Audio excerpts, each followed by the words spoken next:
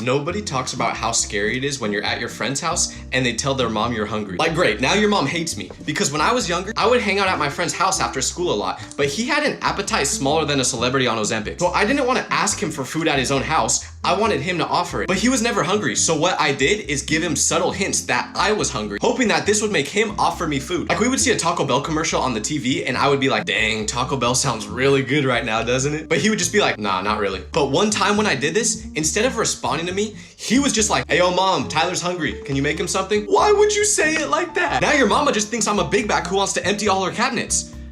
I mean, I am.